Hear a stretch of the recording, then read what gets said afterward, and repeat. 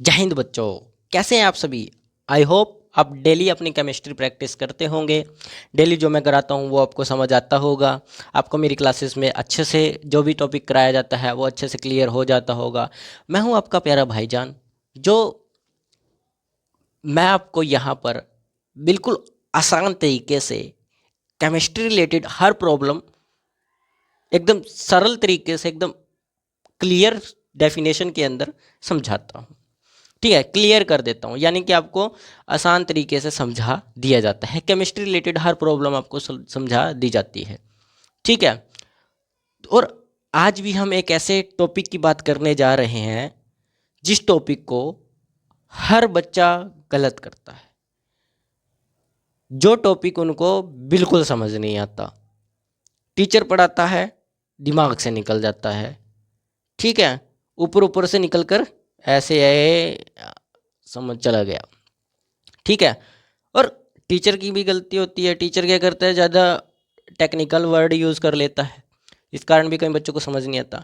तो आप चिंता मत कीजिए, मैं वो टॉपिक आपको बिल्कुल आसान तरीके से समझाने वाला हूँ। और बच्चे सोचते हैं वो बहुत मुश्किल टॉपिक होता है, क्योंकि लास्ट टॉपिक तो वही होता है चैप्टर का, आखिरी टॉपिक होता है, सेकंड लास्ट होता है।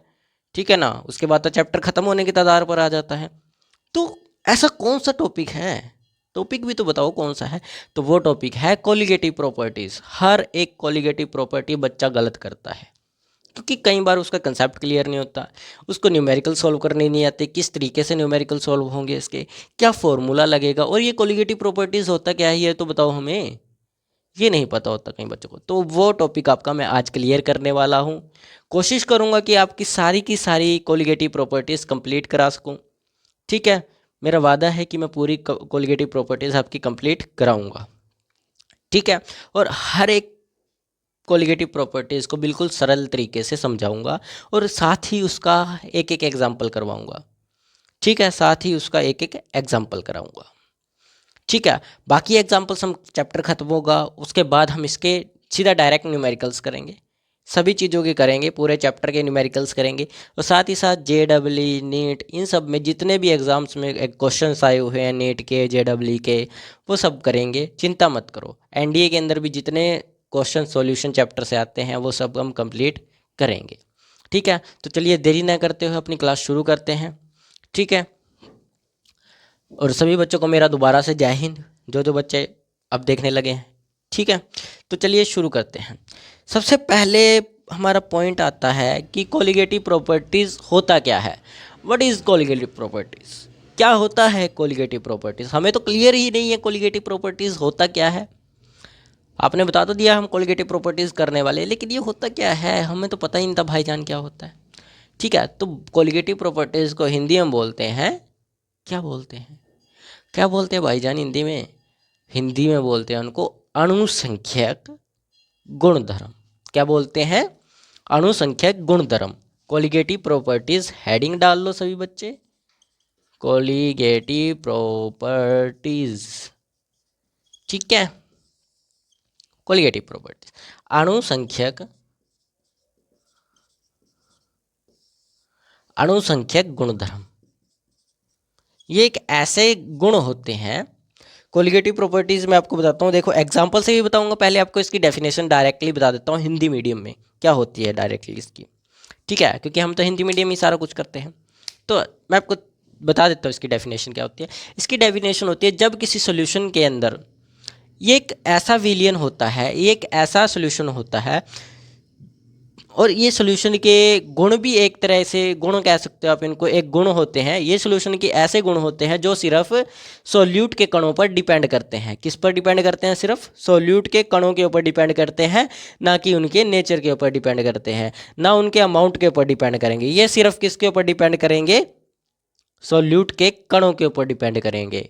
ठीक है, किसके ऊपर डिपेंड करेंगे? कणों के ऊपर डिपेंड करेंगे। मतलब क्या हुआ इसका, इसको मतलब तो समझाओ क्या होगा। देखो एग्जाम्पल से मैं समझा देता हूँ, एग्जाम्पल से ज़्यादा क्लियर होगा। मान के चलो सॉल्वेंट तो हमेशा लिक्विड फॉर्म में हो सकता है, लेकिन सॉल्यूट क्या हो सकता है लिक्विड फॉर्म में? नहीं हो सकता सॉल्यूट मैंने आपको जब स्टार्टिंग की क्लासेस में देखना, मैंने आपको बताया था सॉल्यूट किस फॉर्म में हो सकता है, किस में नहीं हो सकता। ठीक है, लिक्विड में नहीं होगा, गैस और सॉलिड में हो सकता है, लेकिन लिक्विड में नहीं। और सॉल्वेंट हर चीज़ में हो सकता है, सॉलिड भी हो सकता है, लिक्विड भी और गैस भी, तीनों हो सकता है। हाँ, मैंने सब कुछ कराया था आपको। ठीक है, तो मैं आपको बता देता हूँ क्या होता है। मैंने क्या कहा आपको कि डिपेंड ऑन, यानी कि विलियन, मैं लिख भी देता हूँ पहले, विलियन का वह गुण, विलियन के वो गुण जो सॉल्यूट के कणों पर डिपेंड करते हैं,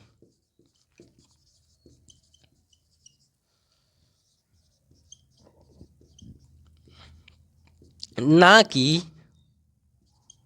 उसकी प्रकृति पर। प्रकृति मतलब नेचर। ठीक है, उसी को हम बोलते हैं अणुसंख्यक गुणधर्म या कोलिगेटिव प्रॉपर्टीज। ठीक है, एग्जाम्पल समझाने वाले तो भाईजान आप तो लो एग्जाम्पल भी समझ लेते हैं। देन ये आपका कंटेनर है। ठीक है, अब बंद वगैरह नहीं करेंगे, क्लोज्ड सिस्टम नहीं लेंगे हम ओपन सिस्टम लेंगे। ठीक है, ओपन सिस्टम लेंगे, मार्कर भी दूसरे यूज करें।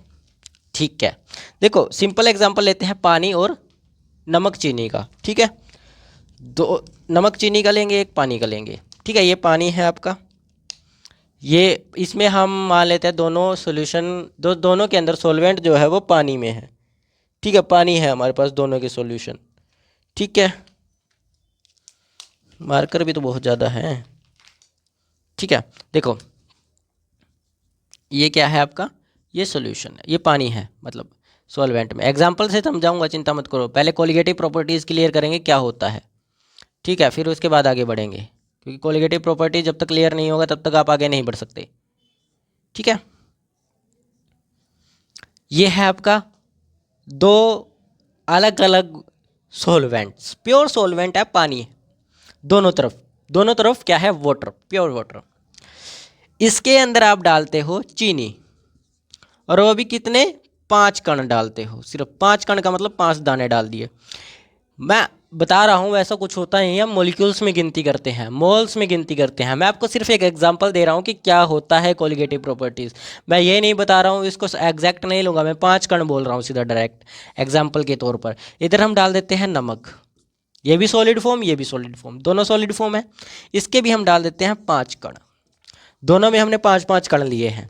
ठीक है, आपने इसमें डाली चीनी, यहाँ आ गई अंदर, इसमें डाली, यहाँ आ गई। ठीक है, ये बाहर डालेंगे क्या, अंदर डालेंगे इसमें। ठीक है, डाल दिया। अब आप क्या करोगे, ठीक है, अब इसमें आपको कुछ नहीं करना है, ये अपने आप ऑटोमेटिकली काम करेगा। अब देखो यहाँ से क्या होगा, अब आपको पता है सॉलिड के कण जब भी लिक्विड में मिलाया जाता है तो वेपर प्रेशर पर असर डलता है। क्या डलेगा, लिक्विड फॉर्म की, लिक्विड के अंदर लिक्विड डाला जाए तो उसकी अपेक्षा में कम वेपर प्रेशर बनेगा सॉलिड को लिक्विड में जब डाला जाता है। ठीक है, तो कम बनेगा जब सॉलिड को लिक्विड में डाला जाता है, तो यही काम हम कर रहे हैं, सॉलिड को लिक्विड में डाल रहे हैं। क्यों होता है कम, क्योंकि आप जानते हो सॉलिड के जो कण होते हैं वो वेपर के, जो सॉलिड के कण होते हैं वो सरफेस पर आ जाते हैं, सरफेस पर आ जाते हैं, सरफेस पर आ जाते हैं, सरफेस पर आ जाते हैं। ठीक है, सरफेस पर आ जाते हैं, दोनों के आ गए सरफेस पर, 5 5 कण। ठीक है, दोनों के सरफेस पर आ गए। अब यहाँ पर क्या हुआ, यहाँ पर भी होगा कि जो कण होंगे, जो सॉल्वेंट के कण ही वेपर में जाएंगे, सॉल्वेंट के कण ही जाते हैं ना वेपर में, तो वेपर में कण जाएंगे, तो मान के चलो ये कण गए हैं, सिर्फ ये कण जाएंगे। इधर भी वेपर के बहुत कम कण ऊपर जाएंगे, तो जाने की जगह कम मिलेगी। और एक चीज़ याद रखना, एक चीज़ याद रखना, ये दोनों सोल्यूशन जो है, ये दोनों सोल्यूशन अब सोल्यूशन बन चुके हैं, इसके अंदर नमक मिला दिया, इसके अंदर चीनी मिला दी, दोनों सोल्यूशन बन चुके हैं। सॉल्वेंट और सोल्यूट दोनों को मिक्स कर दिया, सोल्यूशन बन चुके हैं। अब यहाँ पर जितना वेपर प्रेशर क्रिएट होगा ना, जितना वेपर प्रेशर क्रिएट होगा उतना ही वेपर प्रेशर इस तरफ क्रिएट होगा, जितना वेपर प्रेशर इस तरफ क्रिएट होगा उतना ही वेपर प्रेशर इस तरफ क्रिएट होगा, क्योंकि दोनों तरफ सोल्यूट के कण बराबर डाले गए हैं। ये याद रखना, दोनों तरफ सोल्यूट के कण बराबर डाले गए हैं। ठीक है, कोई चेंज, कोई अलग हमने नहीं किए, सिर्फ बराबर डाले गए।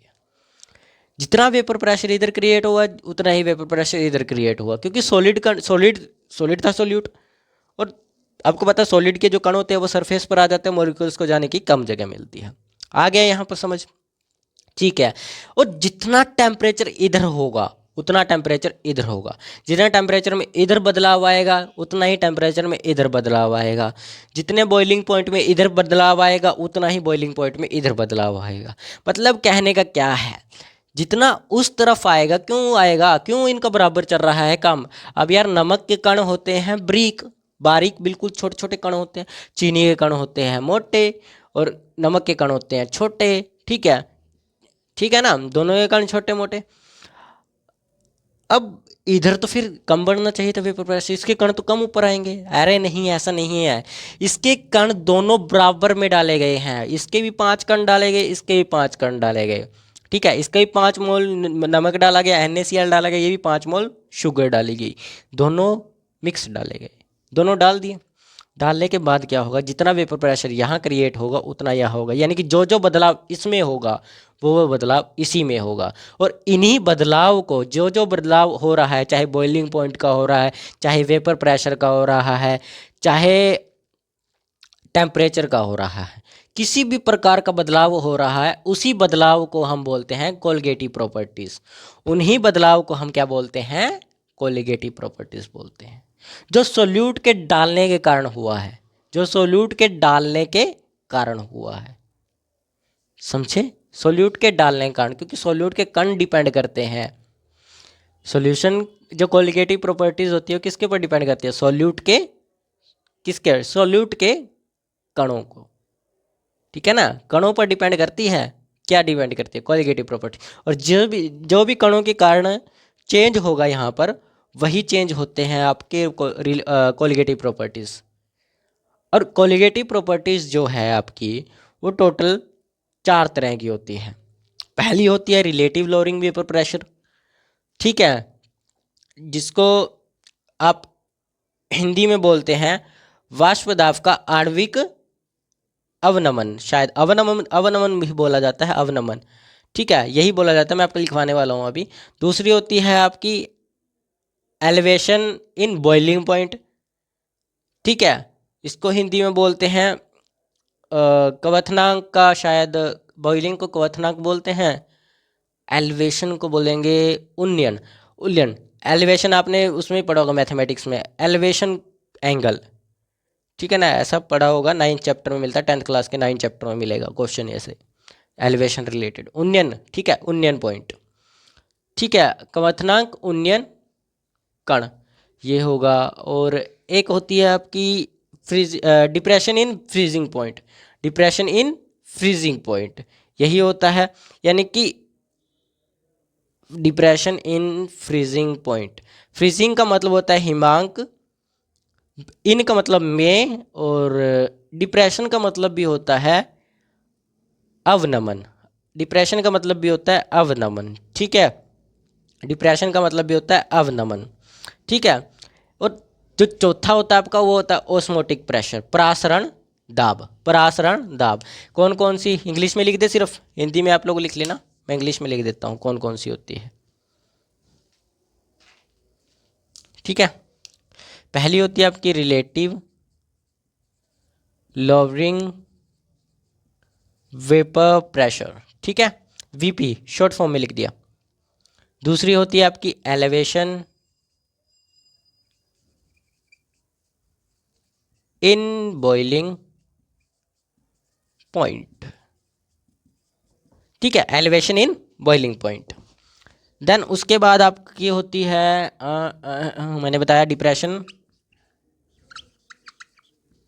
इन freezing point, freezing same point. ठीक है, जो चौथी आपकी होती है ओस्मोटिक प्रेशर, ओस्मोटिक प्रेशर, देखो। ठीक है, यही होती है। ठीक है ना, इसको बोलते हैं वाष्प दाब आणविक, वाष्प दाब आणविक अवनमन। ठीक है, इसको हिंदी में बोलते हैं elevation in boiling point. Hindi में इसको बोलेंगे हम क्वथनांक उन्नयन, उन्नयन क्वथनांक उन्नयन पॉइंट को क्या बोलते हैं, पॉइंट को क्या बोलेंगे, पॉइंट को बोलेगा कवथनांक में उन्नयन बोलेंगे बस सीधा। बॉइलिंग पॉइंट को पूरे को कवथनांक बोला जाता है। एलिवेशन को उन्नयन बोल लेना। इन को बोलेंगे इन, यानी कि कवथनांक में एलिवेशन का मतलब होता है अवनम, उन्नयन। ठीक है। Depression freezing point, depression in freezing point, इन है ये अलग है, ये अलग है। इन फ्रीजिंग पॉइंट तो वही आ जाएगा ये भी। हिमांक में अवनमन। ठीक है। ऑस्मोटिक प्रेशर होता है प्रासरण दाब। अब इसको हिंदी में आप लोग लिख लेना, अजीब लगता है हिंदी में तो बोलना इनको। ठीक है। थोड़ा इंग्लिश में थोड़ा आसान होता है ये बोलना। ठीक है। तो धीरे धीरे कर कर हम एक एक पढ़ेंगे क्या होती है कोलिगेटिव प्रॉपर्टी, क्या क्या होती हैं, कितने तरह की होती है, ये हमने देख लिया। 4 तरह की होती है। इनके अलग अलग यूज़ होते हैं, अलग अलग काम होते हैं, अलग अलग डेफिनेशन होती है, अलग अलग फॉर्मूलाज होते हैं, और अलग अलग तरह के इनके न्यूमेरिकल्स बनते हैं। ठीक है। तो सबसे पहले हम किसको करेंगे, relative lowering vapour pressure. Relative lowering vapour pressure. ठीक है। देखो रिलेटिव लोअरिंग वेपर प्रेशर में क्या होता है, जब भी किसी विलायक के अंदर कोई non volatile solution, non volatile solute डाला जाता है। नॉन वोलेटाइल सोल्यूट होता है अवाष्पशील, अवाष्पशील विलेय डाला जाता है। हिंदी में शायद अवाष्पशील ही बोलते हैं। अवाष्पशील विलायक यानी कि नॉन वोलेटाइल सोल्यूट, इंग्लिश में ज़्यादा समझ आ रहा होगा बच्चों को। ठीक है। Non volatile solute, non volatile solute जब भी डाला जाएगा किसी विलायक के अंदर, जब भी कोई नॉन वोलेटाइल सोल्यूट डाला जाएगा तो उसमें क्या होता है, वेपर प्रेशर घट जाता है। वेपर प्रेशर क्या हो जाता है, गिर जाता है। ठीक है। वेपर प्रेशर गिर जाता है, उसी को हम बोलते हैं relative lowering vapour pressure colligative property. उसी प्रॉपर्टी को हम बोलते हैं रिलेटिव लोअरिंग वेपर प्रेशर, जिसके अंदर एक विलायक के अंदर, एक सॉल्वेंट के अंदर नॉन वोलेटाइल सोल्यूट डाला जाता है, जिसके कारण उसमें वेपर प्रेशर घट जाता है। उसी को हम बोलते हैं रिलेटिव लोअरिंग वेपर प्रेशर। इसका एक एग्जांपल मैंने आपको ये बताया है, सॉल्यूट को सॉलिड को वाटर में डाल देना। ठीक है। इससे क्या हुआ, इसके कण क्या करेंगे, देखो ये नॉन वोलेटाइल सोल्यूट है चीनी सॉलिड फॉर्म में। ठीक है। और ये विलायक यानी कि सॉल्वेंट है लिक्विड फॉर्म में। ठीक है। इसके अंदर सॉलिड डाला आपने, कणों को क्या होगा, चीनी के जो कण होंगे वो सरफेस पर आ जाएंगे। नॉन वोलेटाइल सोल्यूट के जो कण होते हैं वो सरफेस पर आ जाते हैं, और सरफेस पे आने के बाद जो सॉल्वेंट के जो मॉलिक्यूल्स होते हैं उनको वेपर प्रेशर में जाने के लिए कम जगह मिलती है, जिस कारण वेपर प्रेशर घट जाता है, जिस कारण वेपर प्रेशर घट जाता है। उसी को हम बोलते हैं रिलेटिव लोअरिंग वेपर प्रेशर। अब इसकी डेफिनेशन लिख देता हूँ मैं। ठीक है। क्या लिख देता हूँ, डेफिनेशन लिख देता हूँ, और इसका एक ये एग्जांपल आप लोग लिख लेना खुद से। ठीक है। मैंने आपको बता दिया है क्या होता है, वो आप लिख लेना। मैं डेफिनेशन लिख देता हूँ सीधा direct. Relative lowering vapour pressure, vapour VP. ठीक है, शॉर्ट फॉर्म में। जब किसी विलायक में, विलायक का मतलब सॉल्वेंट, इतना तो समझते होंगे। विलायक में अवाष्पशील का मतलब नॉन वोलेटाइल डाल देता हूँ, हिंदी में डाल दे अवाष्पशील। अवाष्पशील, अवाष्पशील विलेय, इंग्लिश में भी मैं बता ही देता हूँ, नॉन वोलेटाइल सोल्यूट। ठीक है। नॉन वोलेटाइल सोल्यूट डाला जाता है, तब वेपर प्रेशर जो है वो घट जाता है। वेपर प्रेशर जो घट जाता है। अब जो जिन बच्चों के पास नॉन मेडिकल होगी वो शॉर्ट फॉर्म्स यूज़ करते होंगे, तो मैंने शॉर्ट फॉर्म्स यूज़ की है। वीपी नीचे की तरफ गिर गया यानी कि घट गया। ठीक है, घट जाता है। और उसके कारण आप जानते हो कि नॉन वोलेटाइल सोल्यूट को जब भी लिक्विड में डाला जाएगा, नॉन वोलेटाइल के सोल्यूट के जो कण होते हैं वो पानी के ऊपर यानी कि सरफेस पर आ जाते हैं, सॉल्यूशन के सरफेस पर आ जाते हैं, जिस कारण सॉल्वेंट के कणों को मॉलिक्यूल्स में सॉल्वेंट के कणों को वेपर में जाने के लिए कम जगह मिलती है, जिस कारण वेपर प्रेशर कम निकलता है। ठीक है। और कम वेपर प्रेशर तो एजियोट्रोप्स ज़्यादा, थोड़ा थोड़ा पीछे का भी रिवीजन करते रहो ना, तो ध्यान में रहेगा। एजियोट्रोप्स ज़्यादा होंगे। ठीक है। वेपर प्रेशर कम तो एजियोट्रोप्स ज़्यादा होंगे। ठीक है। यानी कि मिनिमम बॉइलिंग पॉइंट हो जाएगा। ठीक है। मिनिमम होगा, मिनिमम याद रखना, मिनिमम होगा। मैक्सिमम में कम वेपर प्रेशर, ज़्यादा वेपर प्रेशर चाहिए होगा। ठीक है। कम वेपर प्रेशर चाहिए होगा ना, तो कम वेपर प्रेशर चला जाएगा मैक्सिमम में। ठीक है, मैक्सिमम में चला जाएगा। ठीक है, क्योंकि वहाँ पर एजियोट्रॉप्स बहुत ज़्यादा बनेंगे। तो इतना समझ आया। ठीक है। लोअरिंग वेपर प्रेशर क्या होता है, अब इसको एक्सप्रेस कैसे करते हैं, क्यों होता है ये भी मैंने बता दिया कि वेपर प्रेशर यहाँ पर कम क्यों होता है, घट क्यों जाता है, ये कारण भी मैंने बता दिया। अब क्लियर तो मैं सब कुछ करता हूँ, क्यों, क्या, क्यों, कैसे, ये भी बताना है ना कैसे। अब इसको एक्सप्रेस कैसे किया जाता है, एक्सप्रेस कैसे किया जाता है, इसको एक्सप्रेस करने का कोई फॉर्मूला नहीं है, सीधा रोल्स लॉ फॉलो करता है। क्या करता है, रोल्स लॉ, रोल्स लॉ को फॉलो करता है। किसको फॉलो करता है, रोल्स लॉ को। और रोल्स लॉ को थोड़ा सा चेंजिंग और मॉडर्न बनाकर ये काम किया जाता है। क्या होता है, P naught one minus of P one divided by P naught one is equal to X, X two, शायद एक्स टू कुछ ऐसा ही आएगा। देन ये ही आपका होता है रिलेटिव लोअरिंग वेपर प्रेशर का फॉर्मूला। ठीक है, जहां पर P आपका जो P नोट होता है आप लोग जानते हैं प्योर सॉल्वेंट का वेपर प्रेशर होता है। लिख देते हैं ये भी, कई बच्चों को ये भी नहीं पता होगा, प्योर सॉल्वेंट का VP वेपर प्रेशर। ठीक है, P1 होता है सॉल्यूशन का वेपर प्रेशर VP। ठीक है, और क्या रह गया, X2 रह गया। X2 क्या होगा, अब ये बताओ मेरे को, H2 क्या होगा, X2 होगा सोल्यूट का वेपर प्रेशर, सोल्यूट के मोल फ्रैक्शन, सॉरी X है ना तो मोल फ्रैक्शन होंगे, solute mole fraction, mole fraction of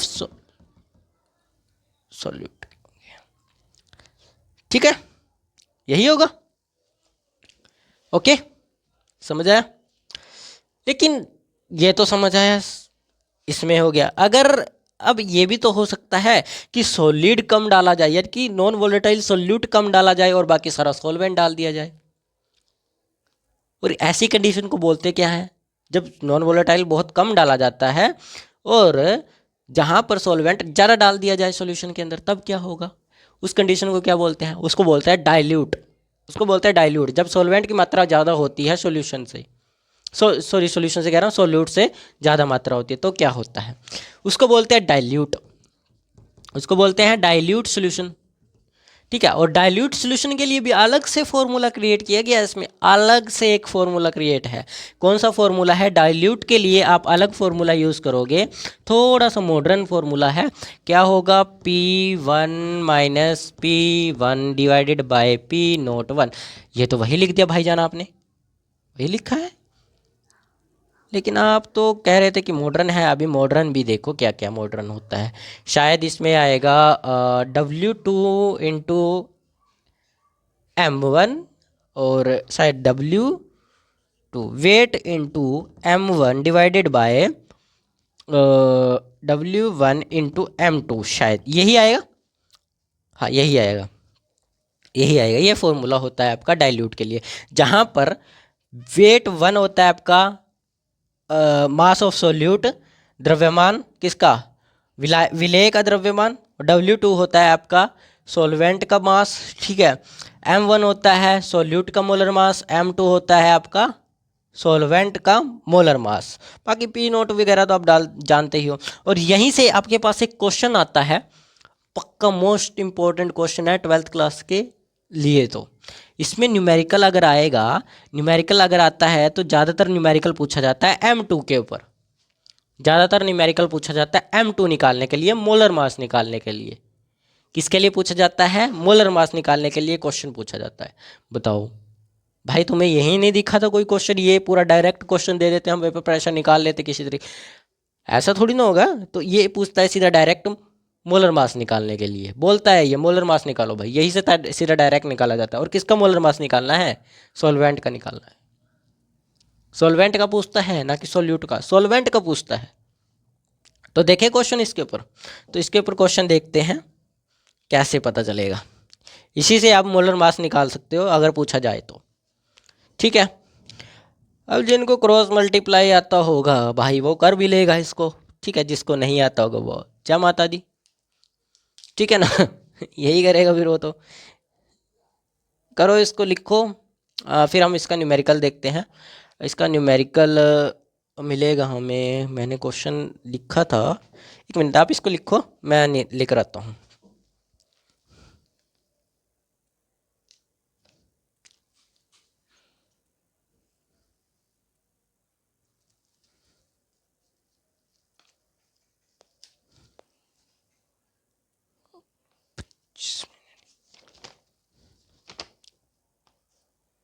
ये रहा आपका क्वेश्चन। हाँ, इधर लिखते हैं, इधर सॉल्व कर लेते हैं। इधर लिख देते हैं आपका क्वेश्चन। क्वेश्चन क्या बोलता है, एग्जाम्पल है ये, क्वेश्चन नहीं है, एग्जाम्पल कराऊंगा एक एक, ठीक है, ताकि मैं कोशिश करूंगा कि आपकी आज ही सारी की सारी क्वालिटेटिव प्रॉपर्टीज़ हो जाएं। लेकिन कई बार क्या होता है यार, टाइम भी आपको पता ही है टाइम के बारे में। अब ज़्यादा लंबी क्लास हो जाए, आप लोग नहीं पढ़ोगे उसमें से फिर, ठीक है ना। मैं इसलिए ऐसा करते हैं, दो दो करवा देते हैं आपको, ठीक है, दो दो करा देते हैं। कल दो कर लेंगे, आज दो कर लेते हैं। वाष्पशील 2% वाष्पशील अवाष्पशील अवाष्पशील विलेय, अवाष्पशील विलेय को हिंदी में इंग्लिश में बोलते हैं नॉन वोलेटाइल सोल्यूट वाले जलीय विलयन का वाष्प दाब, विलयन का वाष्प दाब सामान्य,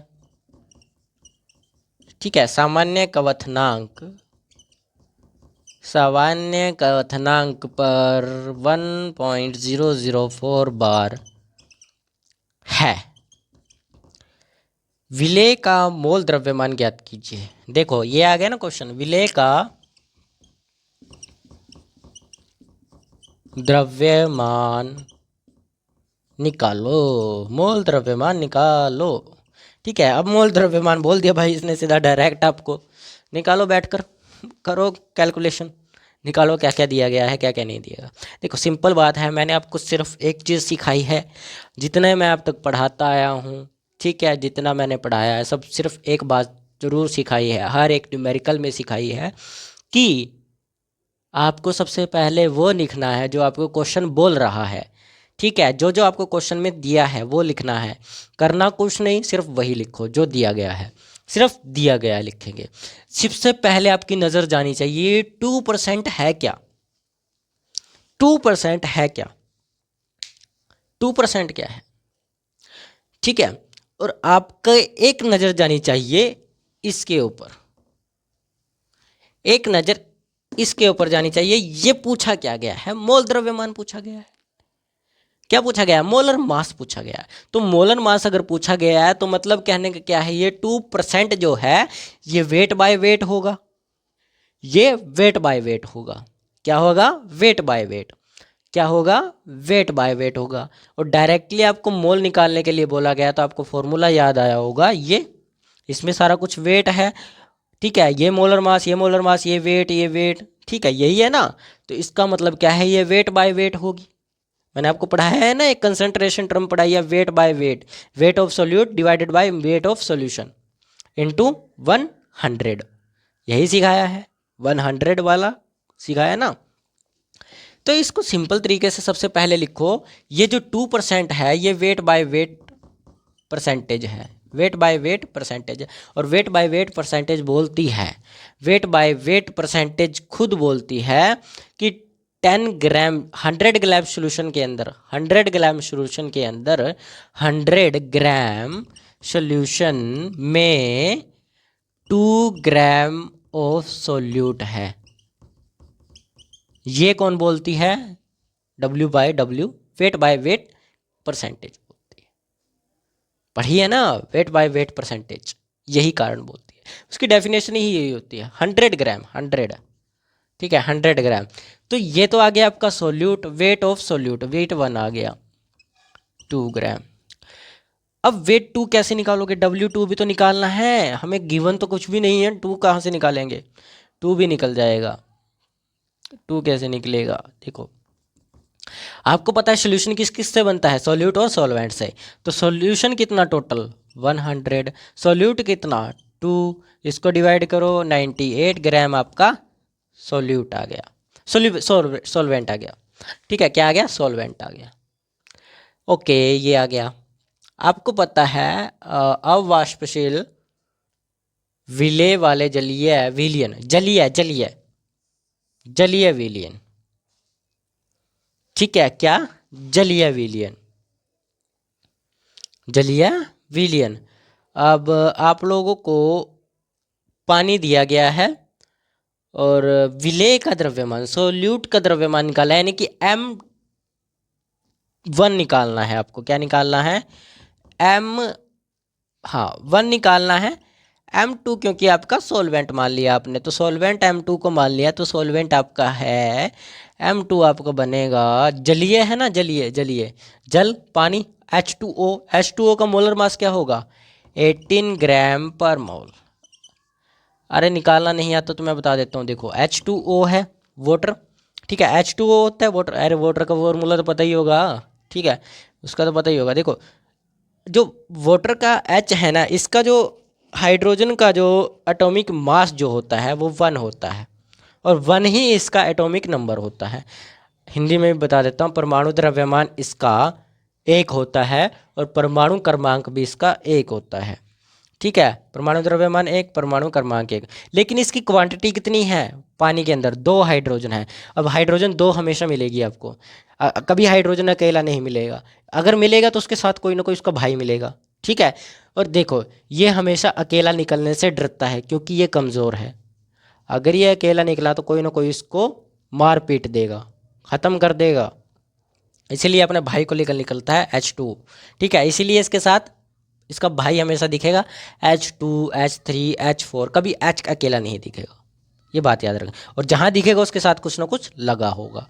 अब बोलोगे HCl, HCl के साथ ये लगा होता है, ये बाद में, ये बाद की बात है, ठीक है। देखो H2 है, ये 1 इसका एटॉमिक मास होता है, ठीक है। क्या होता है? Atomic mass. और इसकी क्वांटिटी कितनी है पानी के अंदर? 2 है।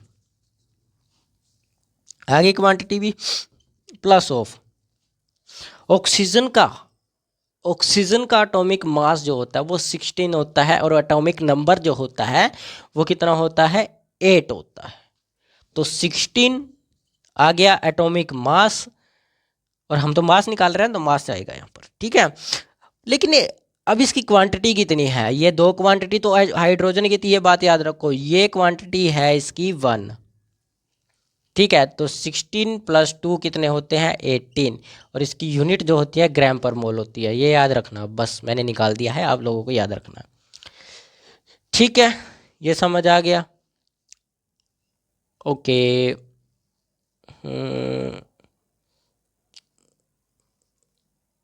अब आपको P2 भी निकालना है। P1 आ गया आपके पास, ठीक है। क्वेश्चन कहाँ है आपका? ये इसमें कुछ गड़बड़ है क्या? नहीं, क्वेश्चन में गड़बड़ नहीं है, ठीक है। ये आ गया, इसको साइड में रख देते हैं थोड़ी देर के लिए। देखो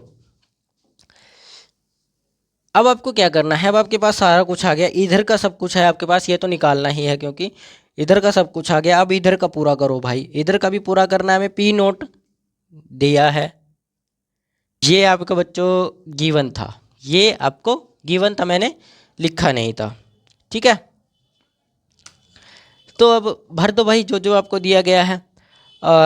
P01 आपको, P01 आपको गिवन है, P01 है आपका 1.013 minus of P1 P1 P1 P1 P1 P1 1.004 आ जाएगा, divided by P1 P01 P1 1 2 3 into में नहीं इज इक्वल टू W2। क्या होगा W2? देखो इसमें ये है 2, यहाँ पर आएगा, और क्या आएगा? M1 है, इसके साथ 18 आ जाएगा, डिवाइडेड बाय 98 आएगा, इधर आएगा M2 आ जाएगा अप्रोक्स। अब ठीक है ना, देख लो एक बार चेक करके। 2 आ गया यहाँ पर, W2 की जगह W2, M1 की जगह M1 आ गया, यहाँ पर आ गया 98। हाँ ये आ गया आपका W2, M2 निकालना है। तो अब आप क्या करो, इसमें से इसको माइनस करो, इसमें से इसको माइनस करोगे तो 0.009 आ जाएगा अप्रोक्स, यही आना है। चेक कर लेना एक बार, मेरा गलत भी हो सकता है, चेक कर लेना एक बार। 2 से इसको कैंसिल आउट कर दो, 49 आ जाएगा।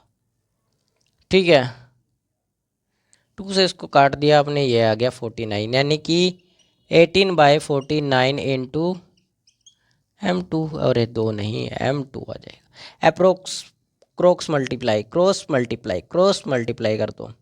क्रॉस मल्टीप्लाई नहीं करना आपको, सीधा डायरेक्ट इसको यहाँ ले जाओ, M2 को ऊपर भेज दो, कर दिया हमने। ये यहाँ पर मल्टीप्लाई में, इधर डिवाइडिंग में चला जाएगा।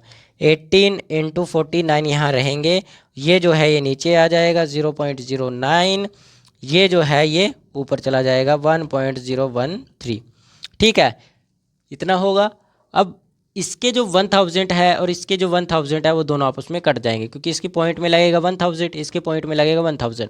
1000 से 1000 कैंसिल आउट हो जाएगा। अब इसको इससे काट दो, यहाँ पर 2 आ जाएगा। 2 को इससे मल्टीप्लाई करो, M2 2 3 6 2 एकम 2 और 2 0 0 2 एकम 2 डिवाइडेड बाय 40। ये क्या 2026 बन गया है, तो इसको इससे डिवाइड कर लो। अब 49 को 4 पे भेज के देखो एक बार, 49 के 4 पे, 49 के 4 पे भेजोगे तो 4 4 निम 36, 6 3 हासिल, यानी कि 36 का 6 आ गया, 3 हासिल चला गया। ठीक है, और 4 चौके 16 और 3 19, 196 आ गया अप्रोक्स। 196, 196 4 पे चला गया ये आराम से। 4 पे 202 में से 196 गए तो बचा हमारे पास अप्रोक्स 6 बचा, 66 बन गया, ये 66 बच गया। अब 49 पे चला जाएगा 1 हो जाएगा, 66 में से 1 बचा, 49 गए कितने बचेगा, 49 10 में से 16 तो वही बच जाएंगे, 17 बच जाएगा। 17 के पीछे लगाओगे 0, 17 के पीछे लगाओगे 0। तो अब 3 पे भेजो इसको, 3 पे भेजो, 3 पे भेजोगे अप्रोक्स 3 या 2 पे भेज के देख लो। 3 पे भेज दो, क्योंकि 196 आ रहा था ना, तो अब आपके पास बचा 170, पॉइंट लगा के 170 बना है। 170 49 3 27 7 और 2 हासिल, और फिर आएगा 3 चौके 12 हैं, 12 हैं और 3 चौके 12 हैं और 2 14 हैं। ठीक है, 143 बनेगा, 143 अप्रोक्स 143 नहीं 147 बनेगा। कितना बनेगा 147, 49 दिए 147, तो 170 में से 147 घटा दो भाई। बाकी आपके पास ये कुछ अप्रोक्स आएगा फॉर 147 में से जाएंगे, कितना बचेगा 200 करोगे तो 50 में से 20 23 बचेगा, 23 जीरो लगाओगे। 23 से बड़ा अक्षर 4 के बाद नहीं आता, तो 196 दोबारा लोगे, 4 ठीक है वहाँ पर हमारा अप्रोक्स आपका आंसर ये आएगा।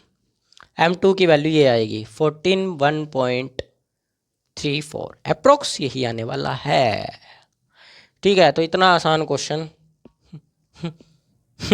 इसको आसान बोलते हो आप, आसान है, आसान, मुश्किल नहीं है यार, आसान है। तो इसको लिखो, जल्दी लिखो, फिर हम नेक्स्ट प्रॉपर्टी कर लेते हैं, नेक्स्ट कोलिगेटिव प्रॉपर्टी कर लेते हैं, क्या होता है।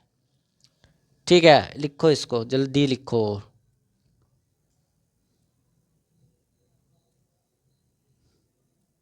लिख लिया, चलो मिटा देते हैं भाई हम तो।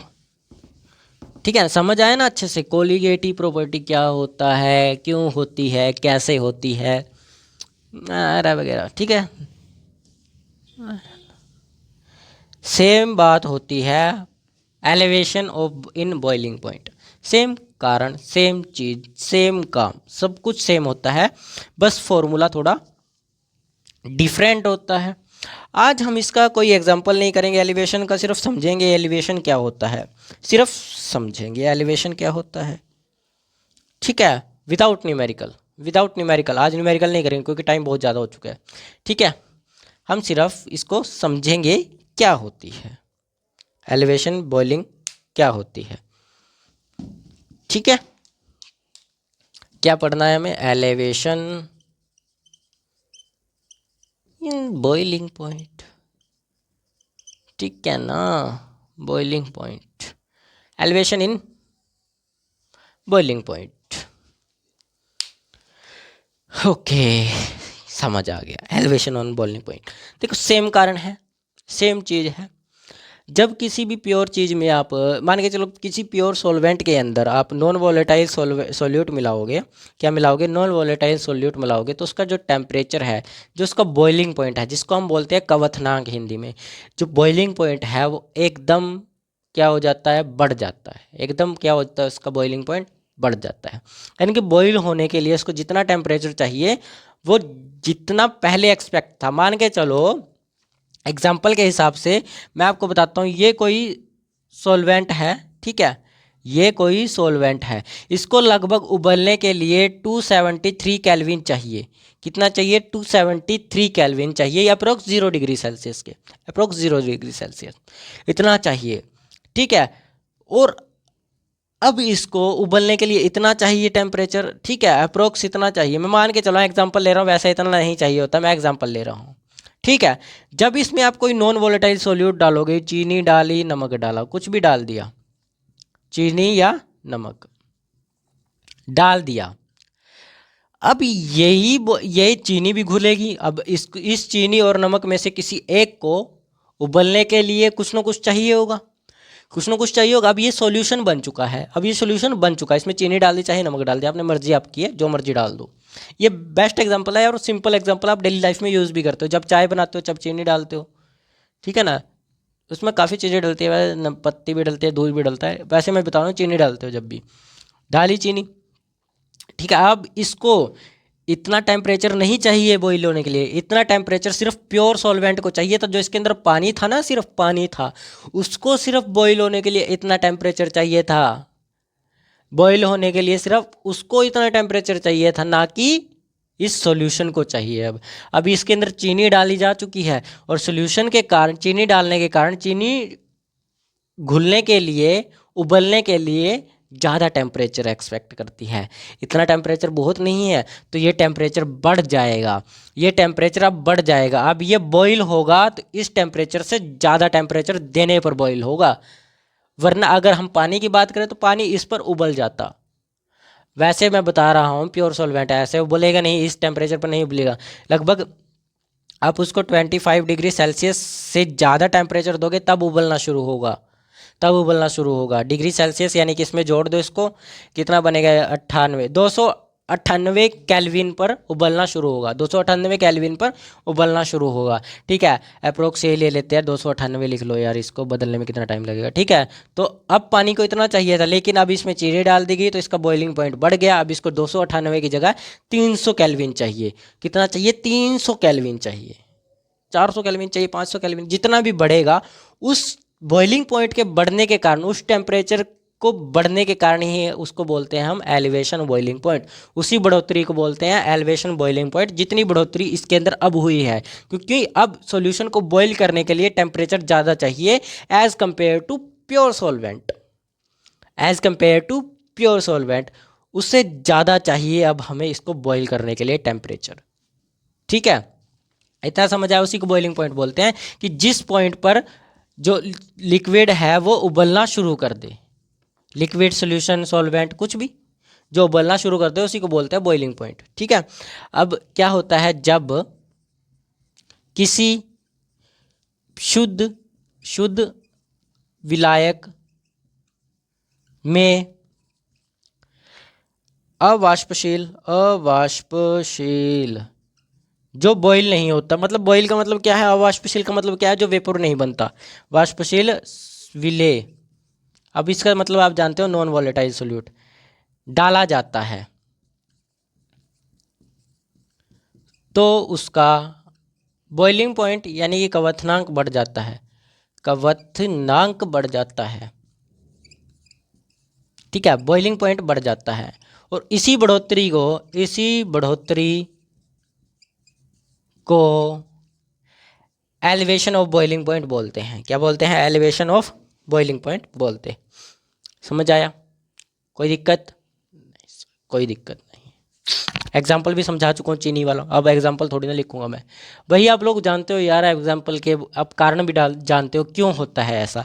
वही होता है, सिर्फ सरफेस क्या होता है, चीनी के जो कण है वो सरफेस पर आ जाते हैं, जिस कारण पानी के जो वेपर प्रेशर हो गए, पानी के जो मॉलिक्यूल्स हो गए उनको वेपर में जाने के लिए कम जगह मिलेगी, जिस कारण वो कम जाएंगे, जिस कारण वहाँ पर वेपर प्रेशर कम क्रिएट होगा। अब ये बार बार रिपीट करने वाली कहानी तो है नहीं है, ठीक है, आप लोग इसके बारे में अच्छे से जानते हैं, अब इसको रिपीट करने की कोई ज़रूरत हमें नहीं है, ठीक है, इसको रिपीट करने की ज़रूरत नहीं है।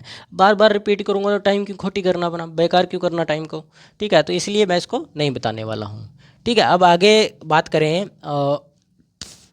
किस पर बात करें इसके, हाँ टेम्परेचर, टेम्परेचर कह रहा हूँ, फॉर्मूला क्या होगा इसका, T B is equal to, अगर आपको विलियन का निकालना है तो टी बी ऑफ सॉल्यूशन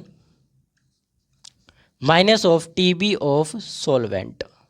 जो सॉल्वेंट का पहले था, सोल्यूट का टीबी, सोल्यूट का भी तो निकालना पड़ेगा, टीबी का मतलब ये नहीं टीबी की बीमारी नहीं, पॉइंट की बात कर रहे हैं हम, ठीक है। टेम्परेचर कितना चाहिए बॉईल होने के लिए सोल्यूट को, चीनी को कितना टेम्परेचर चाहिए होगा, सोल्यूट मतलब नॉन वोलेटाइल सोल्यूट, चीनी ही नहीं नॉन वोलेटाइल सोल्यूट, कभी मान लो भी चीनी को चाहिए होता है, चीनी नहीं, जितने भी नॉन वोलेटाइल सोल्यूट है सॉलिड फॉर्म में जितने भी है जो वाष्प वेपर प्रेशर में नहीं जाते, उन्हीं को बोलते हैं नॉन वोलेटाइल सोल्यूट। अब आप सोचोगे क्या बोले सर आपको भाईजान, ठीक है, अब हम तो केमिस्ट्री भाषा है, ठीक है, हो गया ये।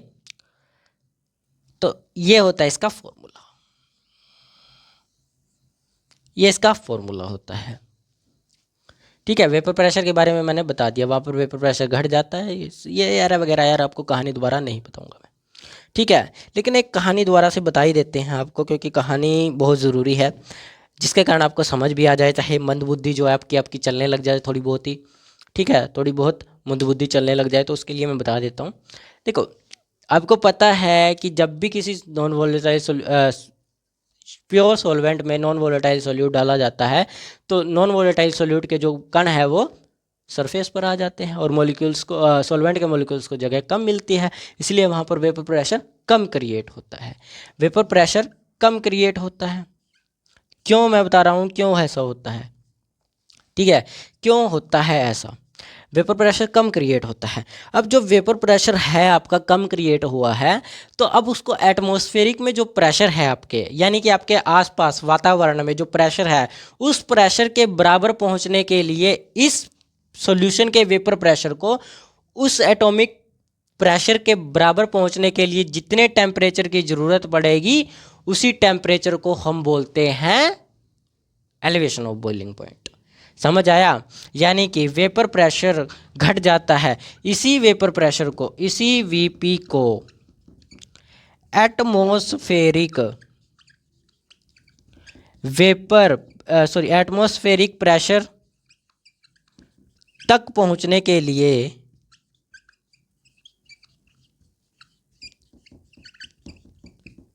टेम्परेचर की ज़रूरत पड़ती है।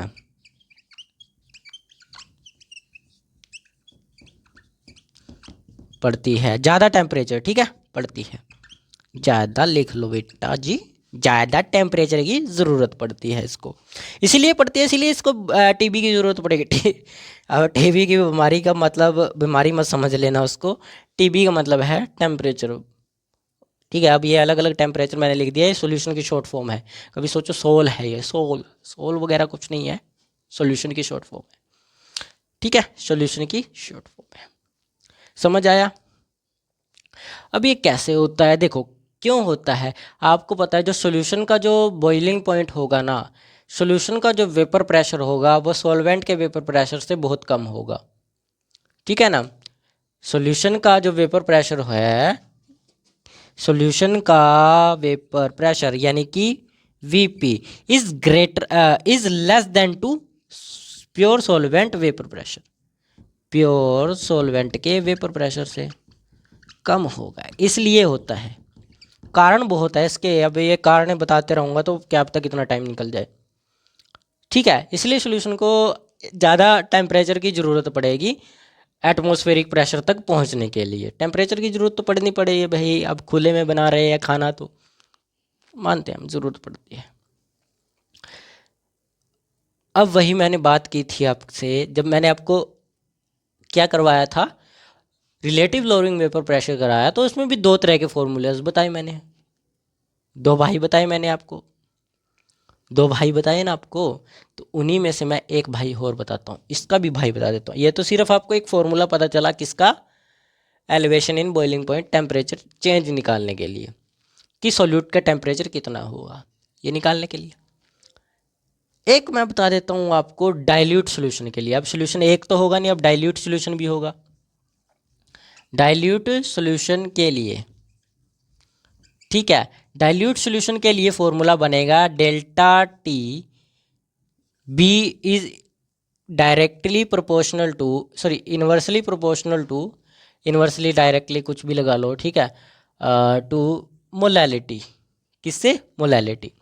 तो डेल्टा टी बी यहाँ पर क्या होगा, यहाँ पर क्या होगा, ये प्रोपोर्शनल हट कर एक कांस्टेंट आ जाएगा के बी, और मोलैलिटी सेम रहेगी, मोलैलिटी सेम रहेगी, ठीक है, मोलैलिटी सेम रहेगी। That for dilution, that formula for dilution, ठीक है, डाइल्यूशन के लिए ये फॉर्मूला है, ठीक है। और ये जो है आपका ये एलिवेशन बॉइलिंग पॉइंट कांस्टेंट है, that called molality and that called elevation, changing in elevation delta point, ठीक है, एलिवेशन बॉइलिंग पॉइंट में changing in elevation boiling point, ठीक है।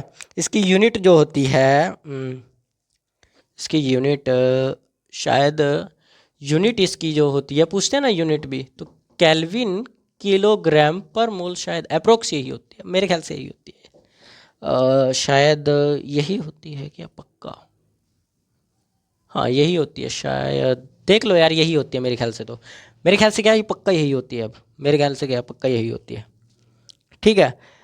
अब इसका भी एक फॉर्मूला बनता है, मोलर मास निकालने के लिए अलग से फॉर्मूला पूछ लिया जाता है। कुछ नहीं है यार, आपको मैं बताता हूँ, मोलर मास के लिए कोई फॉर्मूला अलग से नहीं बनता, बस मोलैरिटी का फॉर्मूला इसमें पुट कर दो, मोलैरिटी की जगह मोलैरिटी का फॉर्मूला पुट कर दो। क्या होता है मोलैरिटी का फॉर्मूला, सीधा डायरेक्टली आपको क्या करना है यार, K B is equal to W2 into 100 divided by M2 into W1। एक मिनट, इसमें एक कमी रह गई है, M1 की कमी रह गई है। किसकी कमी रह गई है, M1 की कमी रह गई है, ठीक है।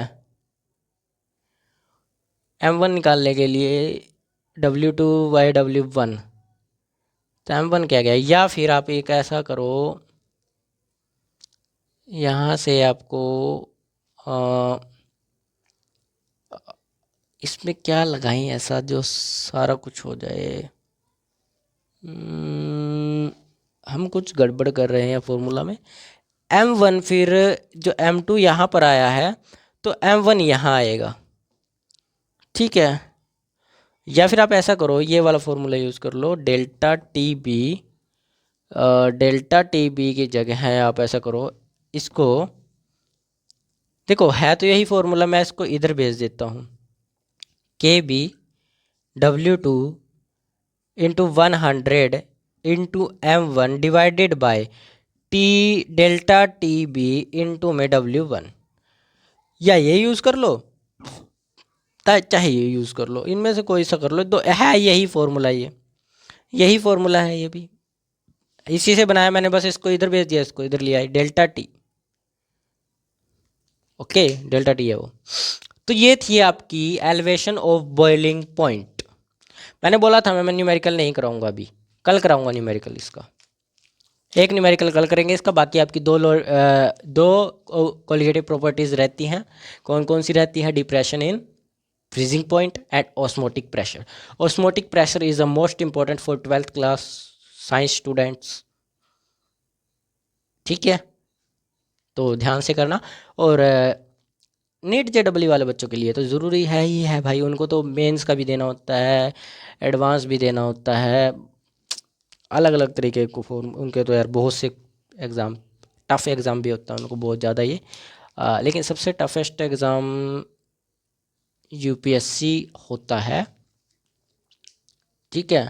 बाकी यार आप लोग जानते होंगे इसके बारे में, मैं तो एनडीए के बारे में ज़्यादा जानता हूँ क्योंकि एनडीए की ज़्यादा तैयारी करवाता हूँ। लेकिन आपको ये जो बैच आपका है, इस बैच में कोई दिक्कत नहीं है, ये सबके लिए है। देखो मैं आपको लो से आपको दिख भी रहा होगा क्लासेस में, जब भी आप जैसे क्लासेस लगाते होंगे, तो मैं लो से लेकर हाई लेवल तक जा रहा हूँ, हर एक एग्ज़ाम को लेकर चल रहा हूँ, ऐसा कोई एग्ज़ाम नहीं जो छूट रहा है। ठीक है, तो आज के लिए हम इतना ही करेंगे। ठीक है, कल की क्लास में मिलते हैं। जय हिंद, जय भारत।